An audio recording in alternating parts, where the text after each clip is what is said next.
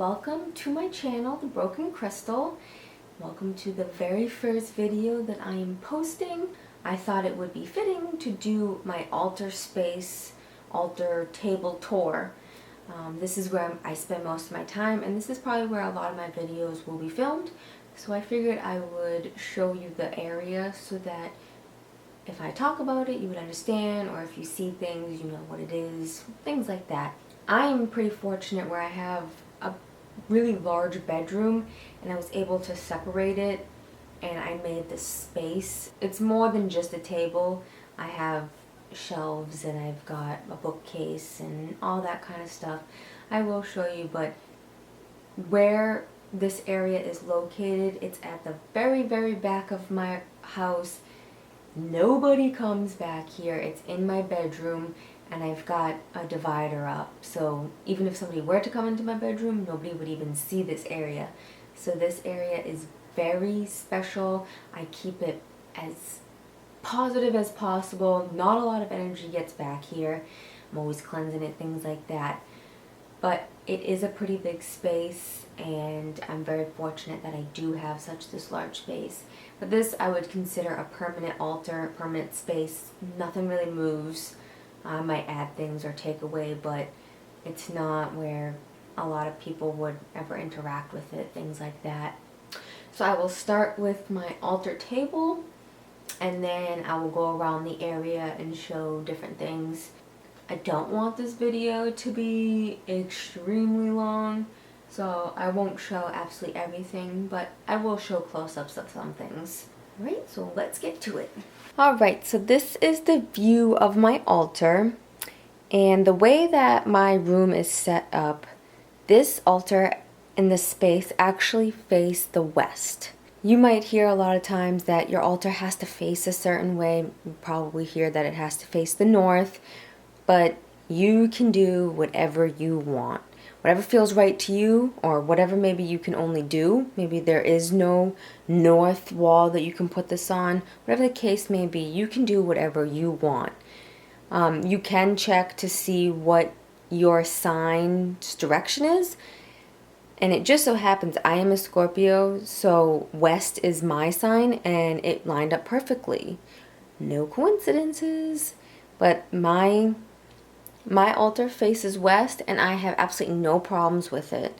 I feel like this is the perfect fit, and I feel like there was no better place in my apartment for my altar. So I have a lot of things on my altar. I don't necessarily go by the norm. I know if you read some books or look at websites, whatever, they'll tell you that you need a chalice and you need a cauldron and you need an athame and you need a wand and you need this and you need that.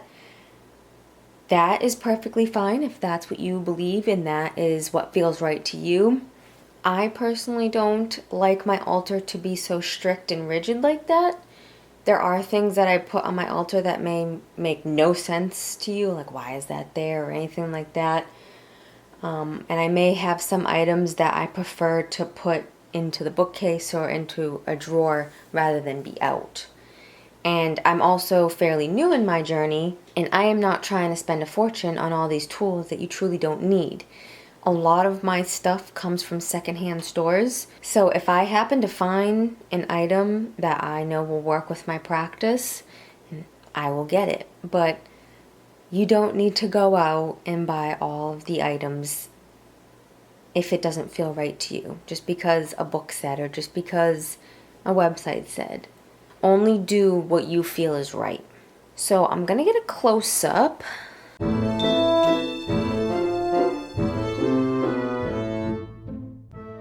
Okay, in this corner I have a lot of random things. These vases back here I started collecting recently, probably within the year.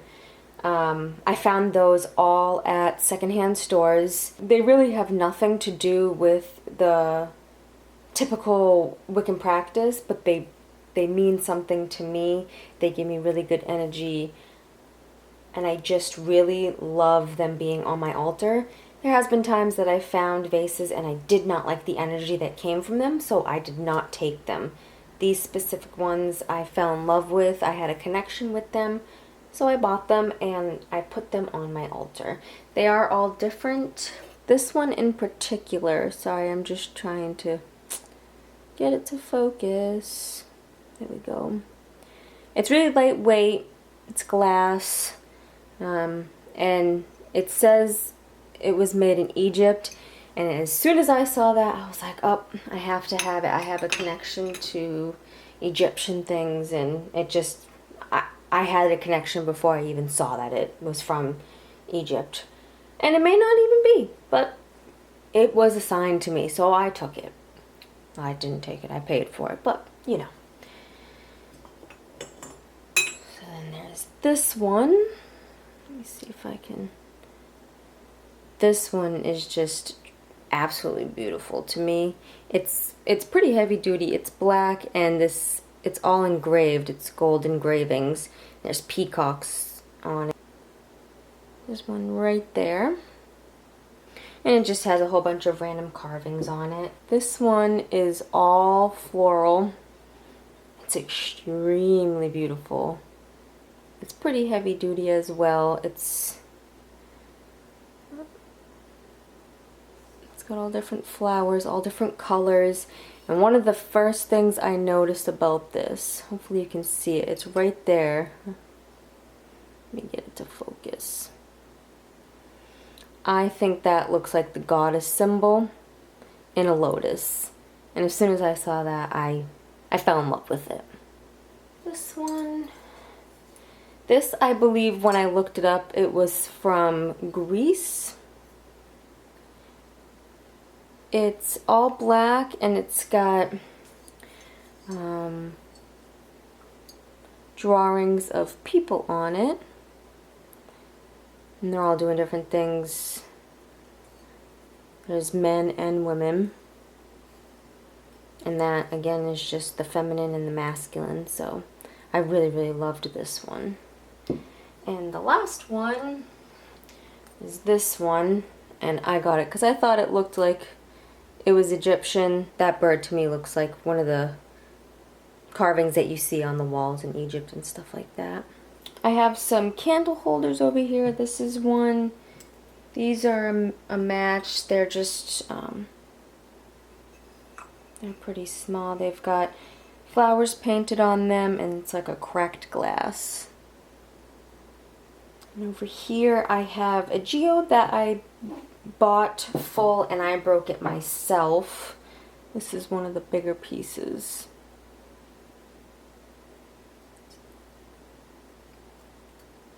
And that I keep on my altar. The smaller pieces are in this crate type thing, just to contain them all. In the same corner over here, I have the Celestine crystal cluster.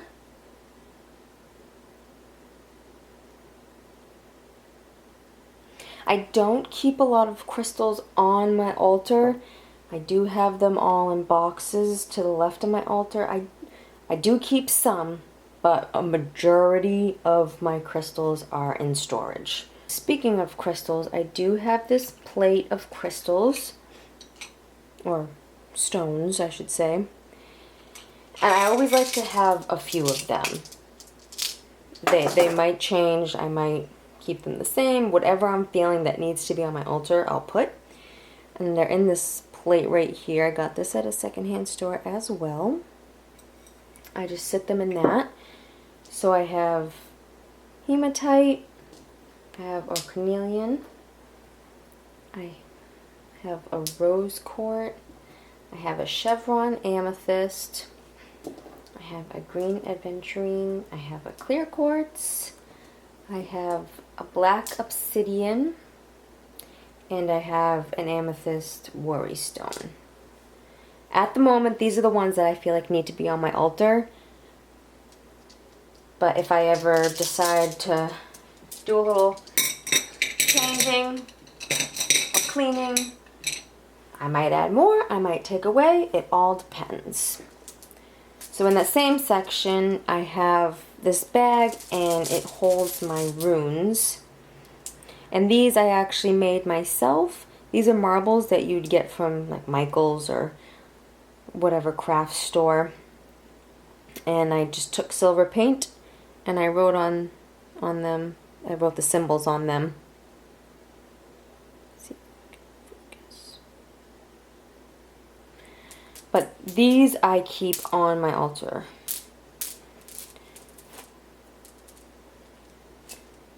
And then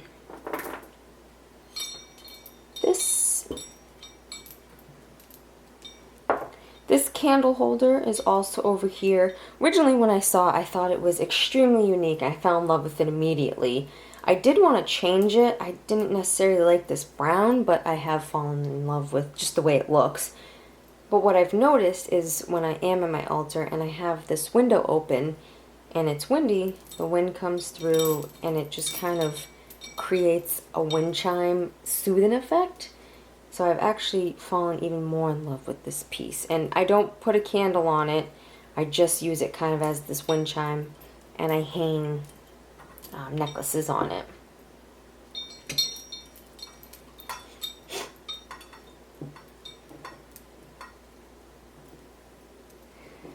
So I have two necklaces that hang off of that.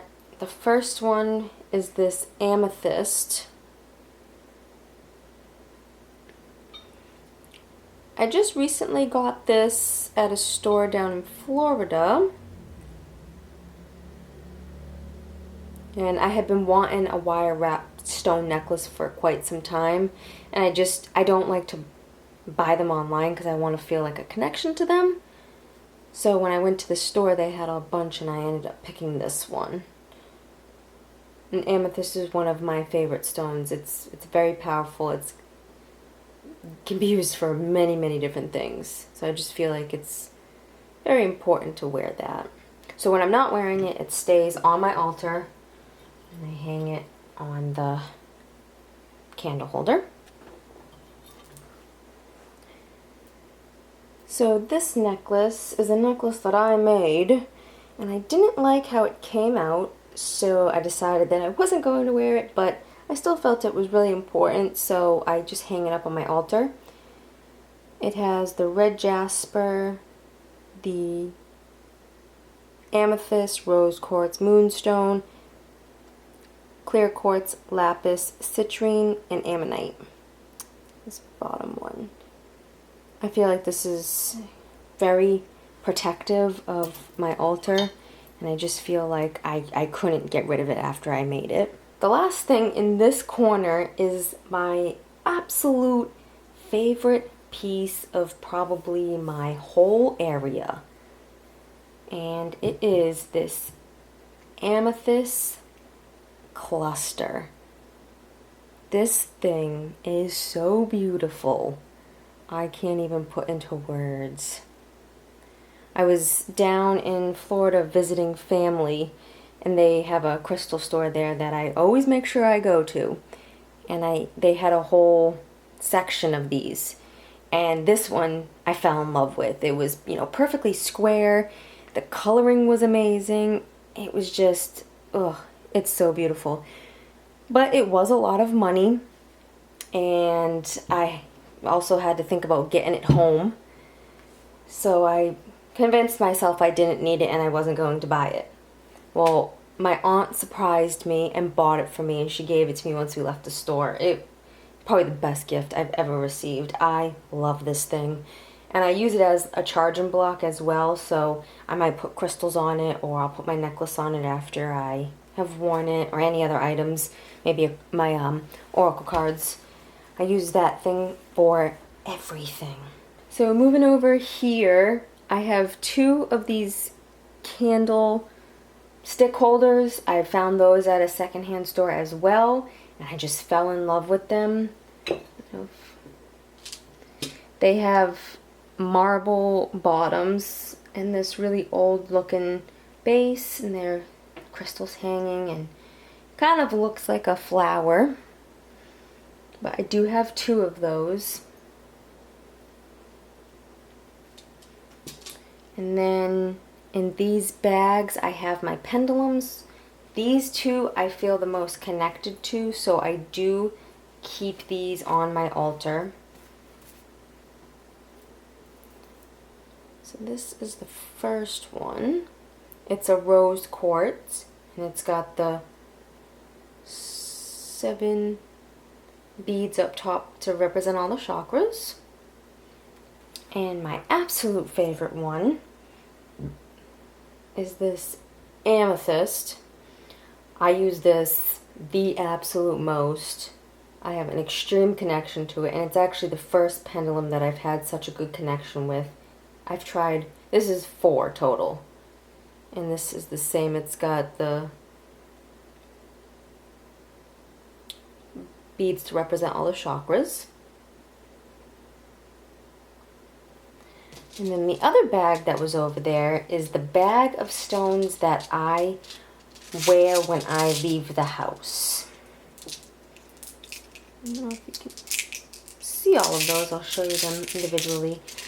I always have a bag of rocks that I take with me when I leave the house. And I'll change them up just like I do with the altar, whatever I feel I need. But I feel like these are the most common kinds. So I've got the big rose quartz. I have a banded cornelian. A green jasper. I have a clear quartz. Citrine.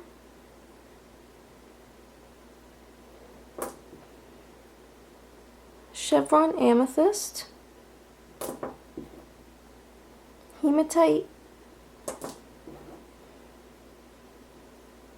Blue lace agate. And then some tumbled tourmaline, black tourmaline. So at the moment, these are all the stones that I keep in the pouch that I take with me. Oh, just kidding. And I have a green aventurine. Okay, moving to the right, I have my cauldron. It's actually a really small one. I didn't want a big beefy one. They do get pretty big and they get pretty heavy, so I just wanted a tiny one. And then this cauldron I actually found at a yard sale and fell in love with it. I thought it was really unique, and I knew I could do more with it than I could an actual cauldron or a cast iron cauldron. And it's a lot lighter. And I have this candle holder in the back. It's got a star, a moon, and the sun. I thought that was just very perfect. It's got all different kinds of elements. And it actually has 3 candle holders. At the moment, I only have a white and a black to represent the god, the goddess. Good, bad, you know, yin yang. Just balance everything out. I would like to put a gray one in the middle because obviously the 2 make gray. I don't have a gray candle. I haven't been able to find one at the moment. So until then, it'll just stay like that. And before we keep going, these rocks that I have in the back, this one I found while I was hiking, and I just thought it was extremely unique. It's got all these lines through it. It is pretty big and pretty heavy, but I'd never seen a rock with all those lines in it. And then this one, my dad actually just picked up for me while he was hiking, and I don't know if I will be able to get it on camera, but there's crystals all in this rock. I hope that the camera's picking that up.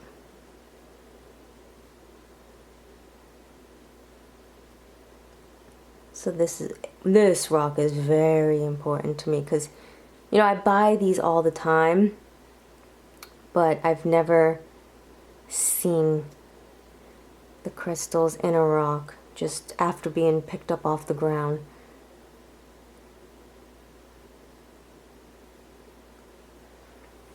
And then this seashell I just got at the ocean, and it's in pretty perfect shape. There's still some sand, no animals, but I haven't found a shell in this good shape in a long time. So I found it, and I decided that I wanted to bring it back and put it on my altar. This to me relates back to water. And then this This I found while hiking, and it's a pretty big rock, but I thought it was in the shape of a pyramid. It has a pretty flat bottom, so it sits perfectly. But I fell in love with it, so I took it, and it sits at my altar now.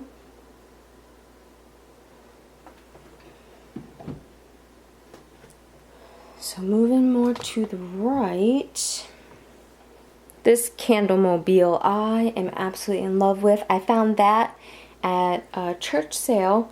It was so unique. I had never seen anything like it before, and it's in perfect condition. I don't know if it was ever even used.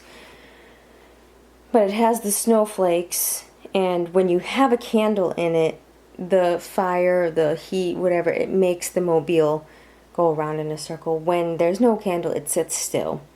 But I just thought it was absolutely beautiful.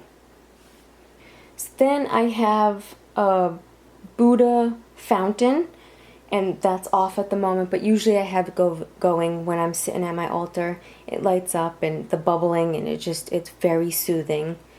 And then I have the salt lamp bowl over there. I do have this little genie lamp.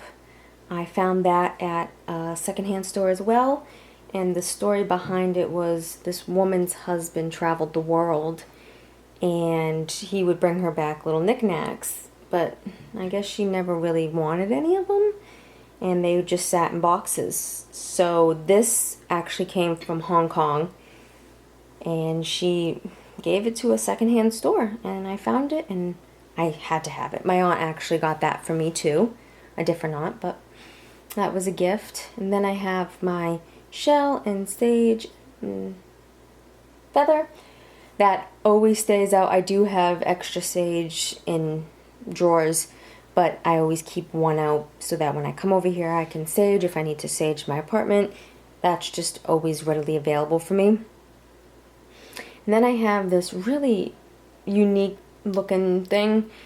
It's a wire stand with a sun on it, and this ball actually does not go to it, but I found them the same day and I thought it fit perfectly. And you can open up this. I put 2 quartz in there.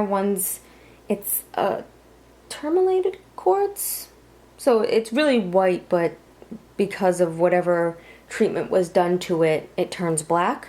And then I do have a clear quartz over there, and I love the look of that. Oh, it makes me so happy. So then over here I have my Ganesha statue. I am planning on doing a video on all my statues, but a quick synopsis of this one. He's the god of wisdom, pretty much. He's said to be the god of beginnings, the remover of obstacles, good fortune, wisdom, etc. He's very positive. He's probably the most well-known. They also call him the elephant-headed god. But I do have a couple of those. This one in particular always stays on my altar. It never leaves. And I have my plant wrapped around it, which I will show in just a minute. So moving right of the altar, you can see my plant, and I do have this 3-drawer thing. I use that for extra candles, bags. I have selenite in there. I just have a bunch of random stuff. And up on that window, it is a snake skin. I found that in my mom's yard, and snakes really just give me the heebie-jeebies. Depending on what you're using it for, it could be used for many different things.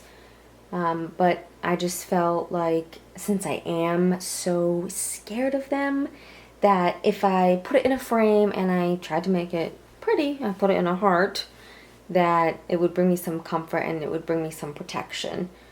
And that, to me, the snake left it behind. So it was, up for takes. I didn't hurt the animal, nothing like that. It was left behind, so I figured I would take it and incorporate it into my altar. And this plant is wrapped around a bunch of different things. I have it wrapped up on my altar like you saw around my statue. I have it going up my bookcase, and then I also have it on the shelf over there. At the top of my bookcase, I have a Buddha head. I have that mummy sitting on a pumpkin, and then that chick sitting on top of an egg, and in the egg there is a candle. There's a little chandelier in front of that, and then I've got a whole bunch of plastic boxes. The Buddha head stays there all the time, and that mummy sitting on a pumpkin is more for the fall time, and I'll put that on my altar. And then the chick on the egg is more for springtime, and I'll put that on my altar during that time. And then inside of this bookshelf, I've got quite a few things. I've got books on almost every shelf. There's really no rhyme or reason, I just had to put them in there. I'll organize it one day. On that second shelf, I have more books. I've got my oracle cards, and I have my tarot. I also have some tea lights, and that's ground up sage. On that next shelf, I have more books. I've got more of those marbles that I made my runestones with. And I have that glass container type thing. My goal is to actually create a crystal garden type thing with it. I have to figure out exactly what I want to be in it and all that. Lastly, the very bottom shelf has binders. That is the start of my Book of Shadows. I've got pendulum readings on a binder, and I also just have notes for some rocks and stuff like that. So this is my Buddha shelf. I have two of these shelves. One has Buddhas and the other one has Hindu statues. This one specifically is Buddha, and on this second shelf I actually have a crystal grid going. I chose to use this shelf as a crystal grid because I didn't have that many Buddhas and I had enough space where I could lay one out, but I also can't let it be touched. You know, once you make a crystal grid, it has to stay in place for as long as you have it going. And this shelf doesn't get touched ever. So I felt like that was the perfect spot, and I just felt like it being around all the Buddhas promoted a lot of good energy and manifestation. So that sits there with the Buddhas. Further down, I just have some other ones. Now this is to the left of the altar, and this is at the complete opposite side of the Buddha shelf. This is my Hindu shelf, along with the two side shelves that have larger crystals on them. So I won't get into the crystals in this video. I'll have another video for that. But as you can see, I do have crystals on both sides. And I have plenty of room to add more. But these statues, they're almost all different, I'm pretty sure. But they all mean something different, and I have them displayed probably for the first time since I've been collecting them. And real quick, I just wanted to show you the room divider that I was talking about. So this is behind the altar. When I sit at my altar, this is at my back. And when you're in my actual bedroom, all you can see is this room divider. So you can't see anything behind it, obviously. And this is where my altar is. Now back to the left of my altar. And this is after that Hindu statue shelf I just showed you. These are all my crystals. The three middle boxes I actually had my dad make. I bought the boxes from Michaels, and then he put grids on the inside so I could organize all the rocks. And then those two dark brown ones on the top and the very bottom I found at a yard sale, and those are the same way. They've got grids on the inside, so I was able to organize more rocks. They're almost pretty full. I probably will have to add another box soon. And that cabinet underneath, a family member of mine was redoing their kitchen and they had this extra cabinet. They asked me if I wanted, so I took it because it's more storage. It will always be put to use. At the moment, there's nothing in it, but as my practice grows, I am sure I will fill it up in no time. So I think that is it for my altar space, altar table tour. I hope that you guys enjoyed it and enjoyed getting to see everything that I have in my space. I'll see you in the next video.